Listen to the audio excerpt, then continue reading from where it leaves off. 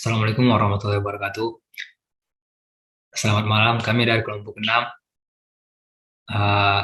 ingin mempresentasikan tugas satu, durabilitas dan degradasi material.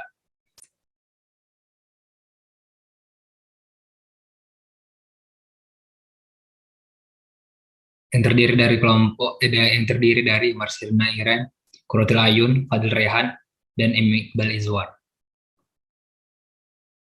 Bab 1, Introduction. Eh, Sebagian besar standar untuk desain struktural dan produk bangunan tidak mencakup desain untuk kepatuhan berkelanjutan terhadap struktur dan persyaratan lainnya, selama masa pakai atau melakukan hanya sampai batas tertentu. Berdasarkan pengetahuan Berdasarkan pengetahuan tentang daya tahan, adalah mungkin untuk melihat suatu struktur di seluruh desainnya umur layanan, termasuk fase penggunaan. Ini adalah niat buku untuk memberikan pengetahuan tersebut dalam bidang teknik sipil. Tujuan kedua dari buku ini adalah untuk memberikan pengetahuan tentang teknik perbaikan dan daya tahannya. Buku ini ditujukan untuk siswa serta insinyur yang terlibat dalam pemeliharaan dan perbaikan struktur. Ini bermaksud untuk menyediakan cukup pengetahuan untuk keputusan yang akan dibuat sehubungan dengan desain untuk kehidupan pelayanan, strategi perawatan, dan teknik perbaikan. Next. Bab 2, logam. Baja merupakan bahan penting dalam rekayasa struktural dan juga digunakan secara luas dalam aplikasi non-struktural. Setiap atap baja bergelombang, kelongsong, dan bingkai jendela baja. Aluminium lebih sedikit digunakan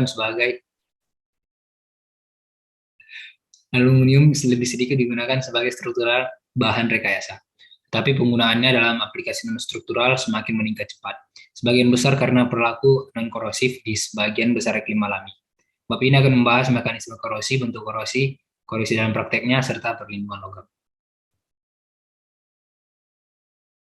Mekanisme korosi. Yang pertama, terdapat batang Fe atau es yang mengalami kontak air, maka besi akan menjadi anoda, dan air atau oksigen di sekitar besi akan menjadi katoda. Pada anoda besi akan terjadi reaksi oksidasi atau reaksi pelepasan elektron. Yang kedua, karena atom besi kehilangan elektron, kerusakan pada besi dimulai terjadi. Elektron tadi kemudian akan lebih cenderung berpindah ke arah yang banyak oksigennya. Dalam hal ini, daerah katoda, dan terjadi reaksi reduksi atau penangkapan elektron. Dalam suasana asam akan terjadi reaksi reduksi seperti membentuk molekul air. Ketiga, selanjutnya ion Fe2+ akan terdispersi dalam tetesan air dan bereaksi lebih lanjut dengan O2 dan H2O sebagai reaksi oksidasi lanjutan dalam membentuk karat besi dengan reaksi kimia. Next. Tipe korosi. Ada beberapa tipe korosi. Yang pertama itu korosi seragam. Korosi seragam ini merupakan korosi yang terjadi pada permukaan logam akibat reaksi kimia karena pH air yang rendah dan udara yang lembab, sehingga makin lama logam semakin menipis. Yang kedua ada korosi sumur. Korosi ini merupakan korosi yang disebabkan karena komposisi logam yang tidak homogen, di mana pada daerah batas timbul korosi yang membentuk sumur. Ketiga, korosi erosi. Korosi erosi adalah korosi yang terjadi di mana karena kehausan yang menimbulkan bagian-bagian yang tajam dan kasar. Bagian-bagian inilah yang mudah menjadi korosi dan juga diakibatkan karena fluida yang sangat keras dan dapat mengikis film pelindung pada logam. Yang keempat, korosi lelah adalah korosi yang terjadi karena logam mendapatkan beban siklus yang terus berulang, sehingga semakin lama logam akan mengalami patah karena terjadi kelelahan logam. Korosi ini biasa terjadi pada turbin uap, pengeboran minyak, dan propeller kapal. Kasus keruntuhan akibat korosi. Dari hasil analisis awal pusat laboratorium forensik atau Puslab 4, Mabes Polri, penyebab memburuknya rumah toko atau toko di Jalan Brigjen Katamso, Seribu Palmerah, Jakarta Barat, karena proses korosi pada struktur beton bangunan dalam jangka cukup lama, sehingga terjadi pelapukan. X. Perlindungan baja. Ada beberapa cara agar dapat melindungi baja agar terhindar dari korosi. Yang pertama, pengecatan. Pengecatan tersebut berfungsi untuk melindungi besi agar tidak bersentuhan dengan air dan udara. Beberapa jenis cat yang mengandung timbal dan seng akan lebih baik dalam melindungi besi. Kedua, melapisi logam dengan krom atau chromonium plating. Krom ini sendiri memberi lapisan pelindung pada logam melalui proses elektrolisis sehingga logam yang dikrom akan terlihat lebih berkilau.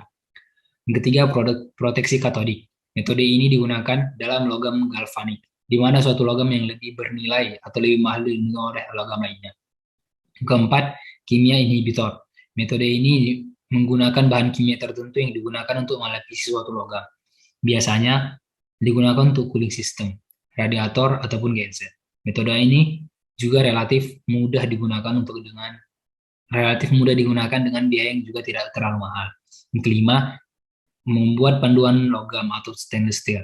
Panduan pada logam yang sering dipakai ialah stainless steel atau anti karat. Campuran dari 74% besi, 18% nikel, dan 8% krom. Contohnya ada pada peralatan dapur atau makan yang terbuat dari stainless steel.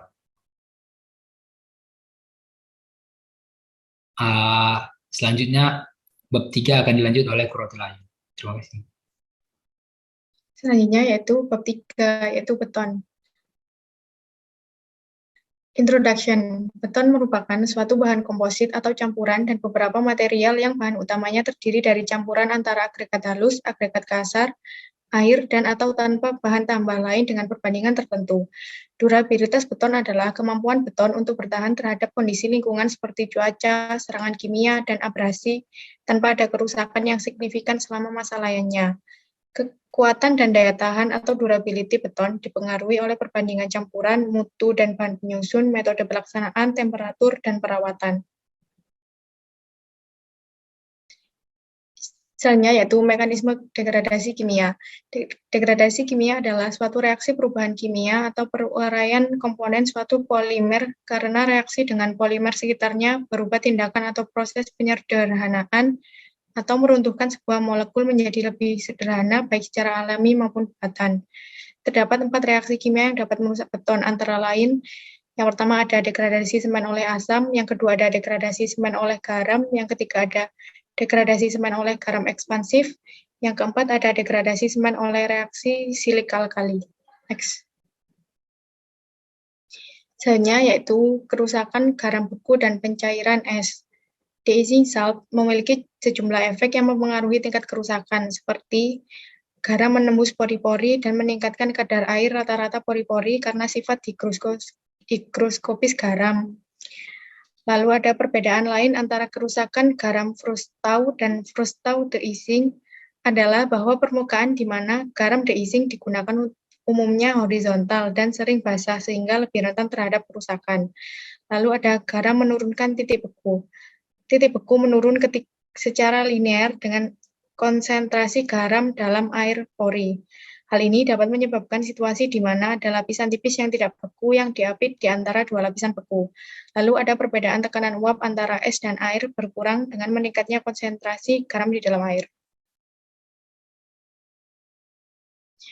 Selanjutnya yaitu penguatan korosi. Dalam kasus korosi yang dipicu oleh klorida, ion feron atau Fe2+ dikomplekskan oleh klorida dan dapat dipindahkan dari tulangan. Beberapa tindakan pencegahan untuk penguatan korosi antara lain seperti pemilihan jenis semen dan rasio air semen. Bahkan di iklim alami yang paling agresif sekalipun, korosi tulangan dapat dihindari dengan pemilihan jenis semen yang tepat, komposisi beton, penutup tulangan, dan kualitas perawatan yang memadai. Selanjutnya yaitu prinsip perlindungan dan perbaikan struktur beton. Prinsip dan metode yang berhubungan dengan cacat beton. Prinsip ini mencakup cacat beton atau struktur beton yang disebabkan oleh tindakan berikut yang terjadi baik secara terpisah atau dalam kombinasi. Yang pertama ada tindakan mekanis, misalnya benturan, kelebihan beban, gerakan yang disebabkan oleh penurunan, dan ledakan. Yang kedua ada tindakan kimia dan biologis dari lingkungan. Yang ketiga ada tindakan fisik, misalnya tindakan es mencair, retak termal, gerakan kelembapan, kristalisasi garam, dan erosi. Lalu ada prinsip dan metode yang berhubungan dengan korosi tulangan. Korosi pada penutup tulangan disebabkan oleh 1. Kehilangan fisik lapisan pelindung beton, 2. Bahan kimia yang kehilangan alkalinitas dalam lapisan pelindung beton melalui reaksi dengan karbon dioksida atmosfer. 3. Penutup melindungi beton dari kontaminasi oleh korosif, biasanya yaitu ion klorida yang dimasukkan ke dalam beton selama pencampuran atau yang telah menembus beton dari lingkungan. Yang keempat, ada arus yang salah di konduksi atau diinduksi dalam pelindung dari instalasi listrik tetangga.